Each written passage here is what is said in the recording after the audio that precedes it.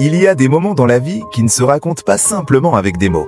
Des moments qui se vivent avec le cœur, qui s'impriment dans la mémoire comme une chanson qu'on refuse d'oublier. L'année académique 2023-2024 à l'ISP Lubumbashi fait partie de ces moments-là.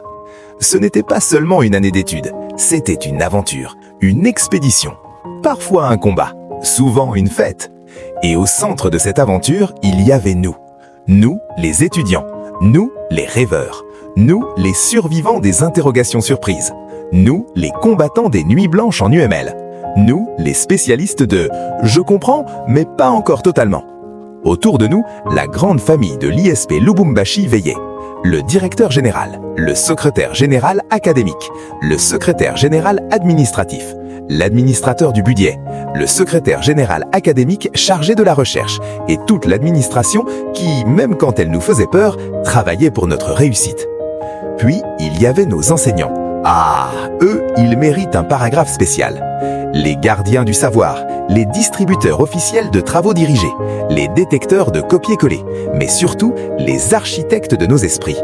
Mention spéciale à Olivier Madila, Ernest Nongo, Dr Molato, Monsieur Kaveta Teddy, Monsieur Kaïssa, et tant d'autres dont les noms se promènent encore dans nos mémoires comme des signatures gravées dans le cœur. Ils nous ont appris les langages, les méthodes, les réseaux, les concepts, mais surtout, ils nous ont appris à réfléchir. Parfois, ils nous donnaient un exercice simple, du moins c'est ce qu'on croyait les 5 premières secondes.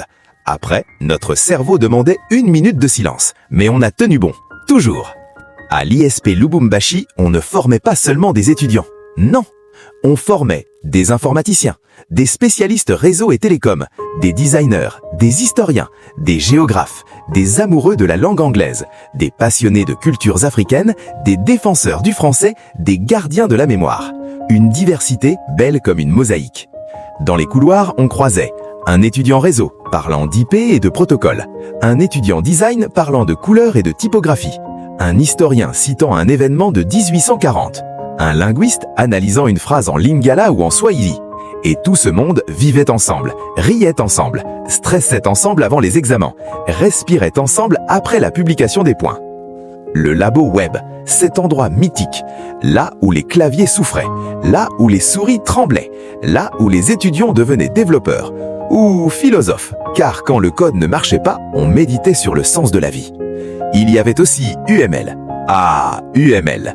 Les diagrammes de cas d'utilisation, les classes, les séquences. Parfois, on se disait « Seigneur, si ce diagramme ne mène pas au paradis, au moins qu'il me mène à la validation du cours. » Sans oublier la phrase célèbre de l'enseignant « UML est un standard ». Mais à la fin, on a compris. Et ça, c'était beau. Cette année était une symphonie d'émotions. Il y a eu des moments de joie, des éclats de rire, des blagues dans les couloirs, des pauses prolongées juste 5 minutes qui devenaient 30. Des discussions sérieuses sur l'avenir, des rêves partagés, mais aussi des devoirs imprévus, des interrogations surprises, des nuits avec café, des moments de doute. Certains riaient, certains pleuraient, certains faisaient les deux en même temps. Oui, c'est possible, mais on a tenu bon, toujours.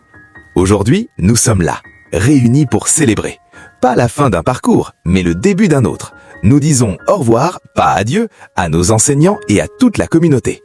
Merci pour la patience, merci pour la rigueur, merci pour la confiance, merci pour les connaissances, merci pour l'amour du métier. Un merci spécial à Olivier Madila, Ernest Nongo, Dr Molato, Monsieur Kaveta Teddy, Monsieur Kaïssa et tant d'autres dont les noms se promènent encore dans nos mémoires comme des signatures gravées dans le cœur.